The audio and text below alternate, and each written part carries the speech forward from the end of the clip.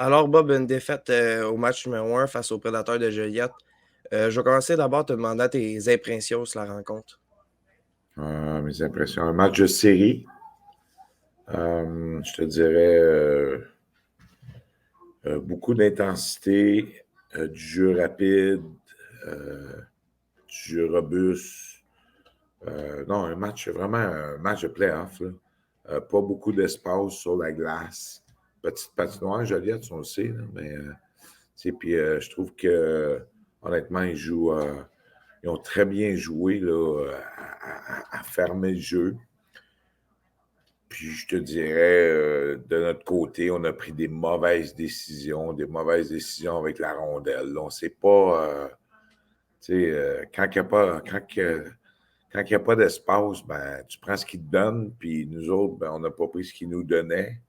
On a essayé de faire autre chose. Fait que leur premier but dévié sur un patin en avantage numérique, ils ont pris devant 1-0. On a créé l'égalité 1-1. Puis après ça, je te dirais que leur deuxième but, le but gagnant, nos défenseurs ils ont trop reculé. Là, ça a pris tout un lancer. Là. Mais ça a pris un bon lancer. Le gardien de but ne voyait plus rien. Là. Puis c'est ça. Mais non, je te dirais que on a échappé le premier match. Puis il faut se préparer pour le deuxième. C'est une série. Justement, tu en as parlé, il n'y a pas beaucoup d'espace. Pour la première fois depuis un bon moment, ton équipe a tiré seulement une fois de plus au filet. J'imagine que c'est quelque chose que tu vas vouloir arranger pour les prochaines rencontres. Ben, c'est pas moi qui vais arranger. Hein. C'est eux qui jouent bien. Il faut leur donner crédit. Là. C'est pas si on aurait lancé 45-50 fois, je ne suis pas sûr qu'ils auraient fini 2-1, là, puis 3-1 de filet désert. Là. C'est parce qu'ils ont bien joué. Là. Honnêtement, là, ils ont une bonne équipe. Là, on le sait.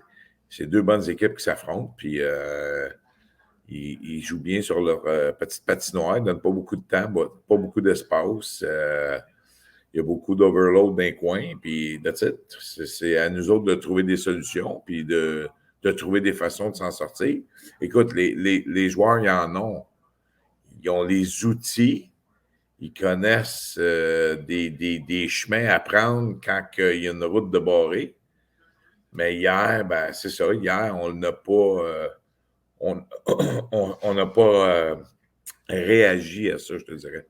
Tu sais, hier, on a le chemin est affarmé parce qu'il y avait une inondation. Bon, on essayait de passer dans l'inondation. M'appeler ça de même.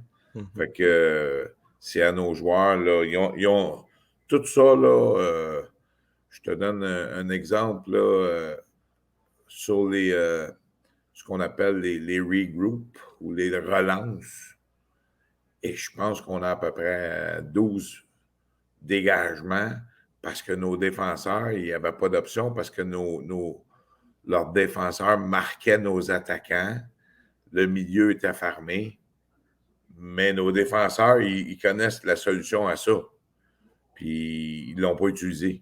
Fait que ça a donné le résultat que ça a donné. C'est que souvent, on a eu des possessions de rondelles qui finissaient par un dégagement. Fait qu'on n'a pas été capable on n'a pas été capable d'amener du rythme puis d'avoir des attaques soutenues avec beaucoup de vitesse parce qu'il y a eu beaucoup de dégagements, il y a eu beaucoup de situations à un contre un où notre attaquant il rentrait en zone adverse, il était pris tout seul, il n'y avait pas un bon support.